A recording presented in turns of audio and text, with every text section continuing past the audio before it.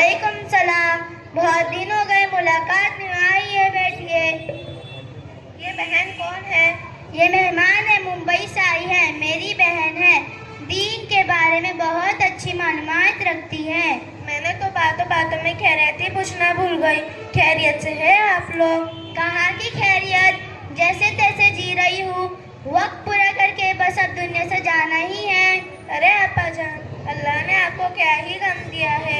आपके बेटे की भी अच्छी नौकरी है और चांद सी बहू है, और क्या चाहिए। खामोश रहो, मुंह न खुलवाओ। कैसा बेटा कैसी बहू, इनको बस बूढ़े लोगों की जरूरत ही महसूस नहीं होती।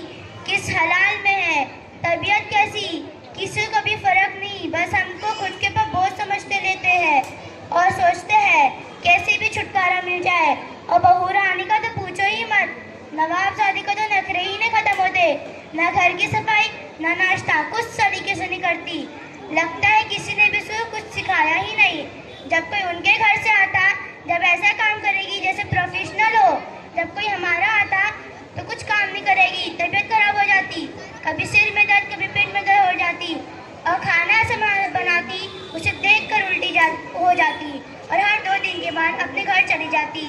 और एक बार चली गई तो आने का नाम ही नहीं लेती। अरे अब्बा, आप उसको कुछ कहते क्यों नहीं हो? बोलते बोलते परेशान हो गई हूँ। कुछ बोलूँ तो हमारे बेटे को बुरा लगता है, इसलिए मैं कुछ बोलती नहीं। अरे मैं तो चाय पूछना भूल गई। चलो बैठकर चाय पीते हैं।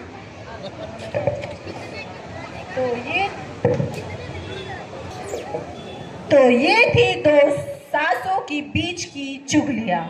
अभी आगे बढ़ते हैं, बहुएं क्या बातें करती हैं। अस्सलाम वालेकुम। वालेकुम अस्सलाम। कैसी हो बहन? क्या बताऊँ आपको, मैं ठीक भी और नहीं भी। ये कैसी बात कह रही हो? जब तक सास का साया है तब तक कैसे ठीक। तुम तो कितनी खुश नसीब हो, तुम्हारे तो सर पर तुम्हारी सास का साया भी तो है। क्या सारा, क्या खुशकिस्मत लग रहा है।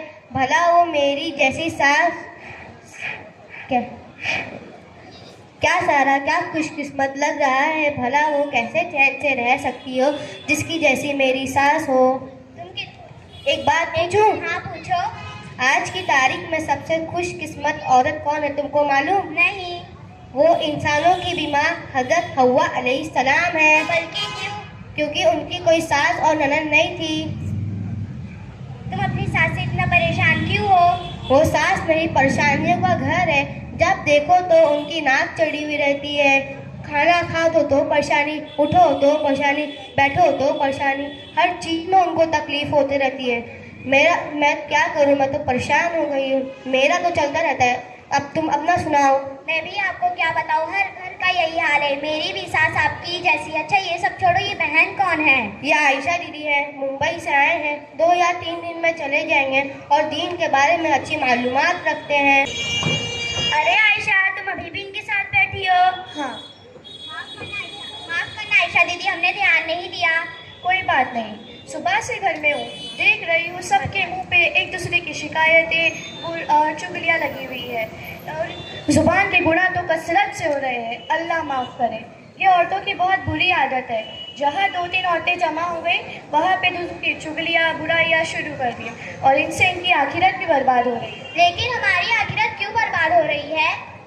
क्योंकि जब हम किसी के पीठ पीछे उनकी बुराई करते हैं तो कयामत के दिन वो हमारी सारी नेकियां उनको दे दी जाएगी जिसके पीछे हमने बुराई करी।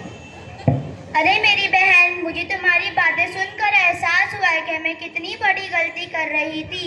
मैं वादा करती हूँ आइंदा मैं ऐसा नहीं करूँगी और ज़बान की गुनाह छोड़ ही दूँगी। अरे आयशा दीदी, आपने तो मेरी आंखें ही खोल दी। आज के बाद ऐसा गुनाह मैं कभी नहीं करूँगी। अरे अब हमने तो काफी ज़बान की गुनाह कर दिया, तो अब क्या करें? अभी अल्लाह से तौबा करो और उनसे माफ़ी मांगो जिसकी आपने बुराई करी थी। जज़ाकल्लाह खैरा, आपने हमें इतनी बड़ी से गलती से बचाया। हमें इसके नुकसान का ज़रा भी अंदाज़ा नहीं। सुबह महरीन और नदीना को मैंने देखा और अभी तुम दोनों को देख रही हूँ। और ज़ुबान के गुनाह तो तुम दोनों एकदम कसरत से कर रही थी और इससे तुम्हारी आखिरत भी बर्बाद हो रही है। ये सारी गुफ्तगू गीबत है। गीबत क्यों होगी? हम तो हकीकत कह रहे थे। वही कह रही थी, कुछ गलत तो नहीं कहा ना? मेरी बहनों, समझो तो सही, गीबत कहते ही उसे है, हम जिसके पीठ पीछे बुराई करते हैं उसे ही तो गीबत कहते हैं। कुरान मजीद में कहा गया है, अय्युहिब्बु अहदुकुम अय्यकुल्ला लहमा अकीही मैतन फकरिहतुम व तकुल्ला इन्नल्लाह तवव्वुर रहीम।